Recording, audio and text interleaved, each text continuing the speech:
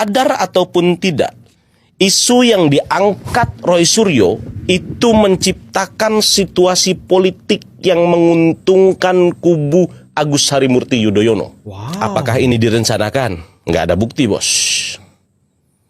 Apakah efek politiknya ini nyata?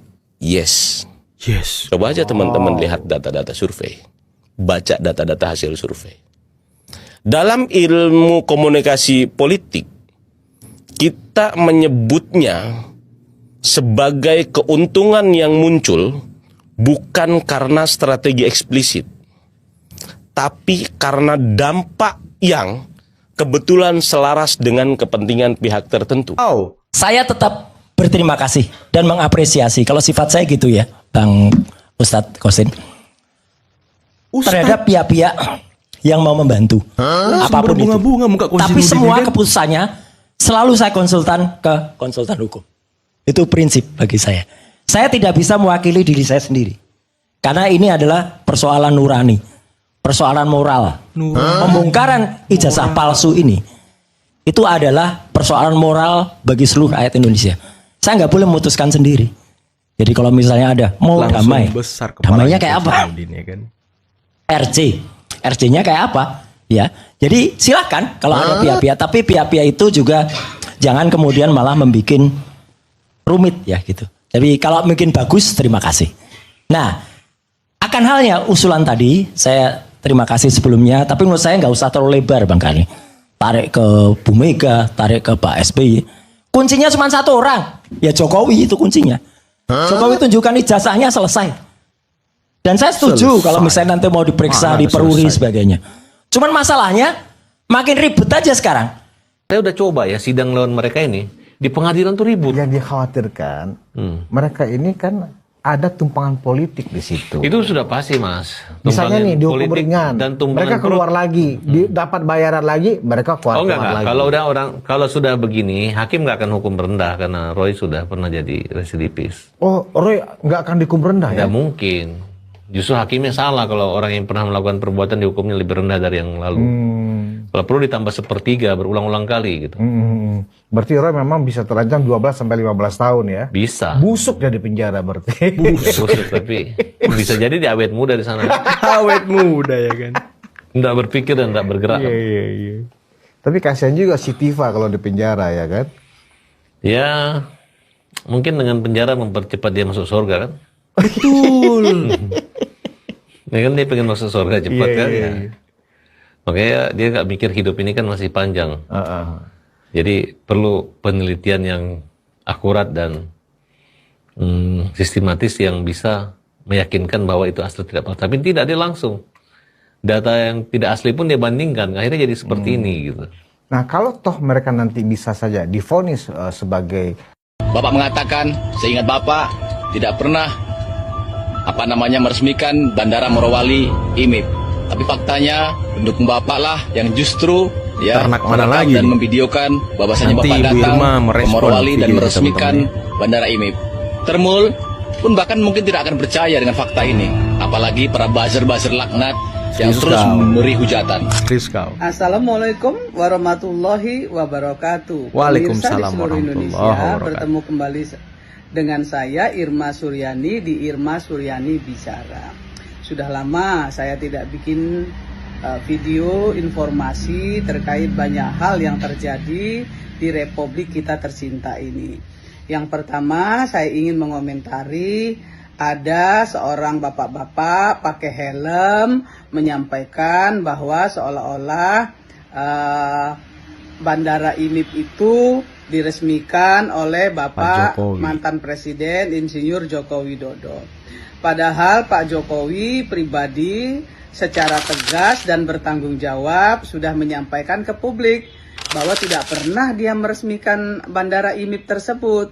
Yang beliau resmikan adalah Bandara Morowali yang dibangun oleh Republik Indonesia atau pemerintah. Artinya ini bapak-bapak yang pakai helm ini menurut Rocky Gerung ya, istilah yang disampaikan Rocky Gerung ke publik untuk orang-orang seperti ini adalah orang dungu, orang yang tidak cerdas ya, yang yang bicara atas dasar kebencian dan ketidaksukaan. Bayangin, yang dia perlihatkan adalah video emak-emak teriak-teriak, ini bapak gue, bapak gue. Bapak gue, bapak gue. Oh, datang di IMIP. Iya, ini yang dipakai mereka Morowali. Bapak gue. Framing Pak Jokowi. Tapi yang namanya balihonya dibalik, ya. Nah, ini adalah sudah jelas satu editan yang sangat norak dan nggak bertanggung jawab. Nah, ini saya kasih nih yang jelas ya, balihonya ada berbunyi seperti itu. Tetapi itu pun belum jelas apa benar Pak Jokowi ada di sana. Nah, yang kedua ada lagi anggota DPD RI yang teriak-teriak juga. Di sini yang sependapat dengan saya, bandara ilegal yang diresmikan oleh Bapak Jokowi di Morowali.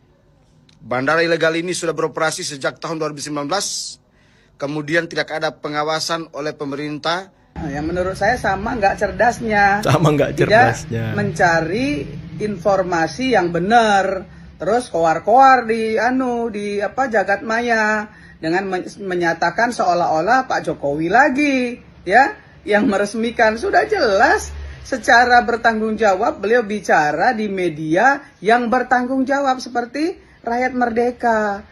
Ya, banyak yang sudah menyampaikan ke Pak Jokowi dan dijawab dengan tegas. Beliau nggak pernah meresmikan yang namanya bandara IMIP tersebut. Nah, ini adalah kebodohan-bodohan, ketidaktahuan yang menurut saya, mohon maaf sekali saya bicara begitu, karena menurut saya ini udah nggak benar.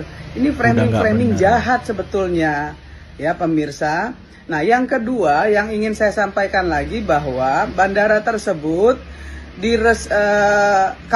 kawasan di dalam bandara tersebut, ya kawasan wilayah IMIP tersebut diresmikan oleh presiden sebelumnya dengan kalau tidak salah saya ada melihat fakta di media sosial juga, di ada linknya, bahwa yang meresmikan presiden terdahulunya juga, ya.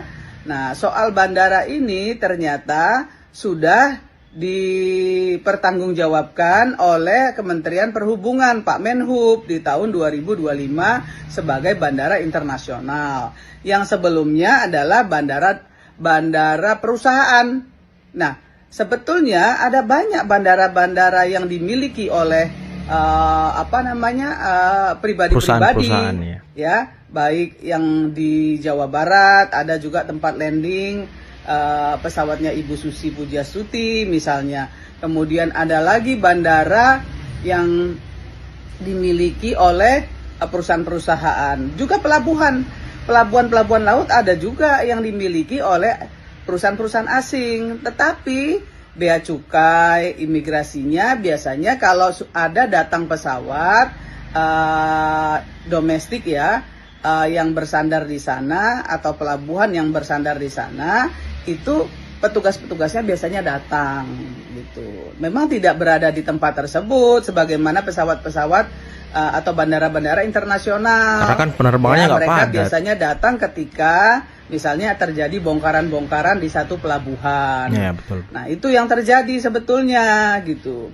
Nah, kalau mau disalahkan ya, harusnya menteri-menteri yang ada di kabinet kerja pertanggungjawaban oleh kementerian tersebut melalui surat keputusan SK menteri. Nah, menteri kabinet harus saling tabayun, harus saling tanya satu sama lain. Ini gitu. jelas nih penjelasan ya, Ibu Irma jadi jangan juga kemudian melontarkan satu pernyataan, ternyata pernyataan tersebut disanggah oleh sesama dari orang yang berwenang di kementerian-kementerian tersebut. Nah, ini kan menunjukkan ketidakkompakan sebetulnya. Nah, kalau soal ada Pak Menhan menyampaikan jangan ada negara di dalam negara, saya juga tidak menyalahkan karena memang itu tidak boleh. Tetapi apakah ternyata itu ada atau tidak ada kan perlu diklarifikasi. Nah, ini yang harusnya diluruskan oleh pemerintah sehingga tidak menjadi kegaduhan politik, tidak saling tuding, tidak saling goreng-menggoreng begitu. Pak Menhan juga tidak salah. Pak Menhan juga menjaga Republik Indonesia ini agar jangan sampai terjadi ada negara di dalam negara. Itu betul. Tetapi sekali lagi ternyata kan tidak ada. Gitu. Pak Menhan hanya memperingatkan, bukan menuduh. Nah, ini juga harus menjadi perhatian kita semua agar cerdas menilai apa yang disampaikan oleh Pak Menhan. Begitu. Jadi jangan begitu Pak Menhan ngomong langsung deh ya menggoreng sana, menggoreng sini. Kan kasihan juga sama Pak Menhan. Kasihan juga dengan Pak Menhub. Kasihan juga dengan Kasau yang kemudian saling mengklarifikasi satu dan lain. Nah, yang begini-begini harusnya tidak terjadi jika di antara kita semua berpikir positif dan satu sama lain harus tabayun. Saya kira itu yang perlu saya luruskan.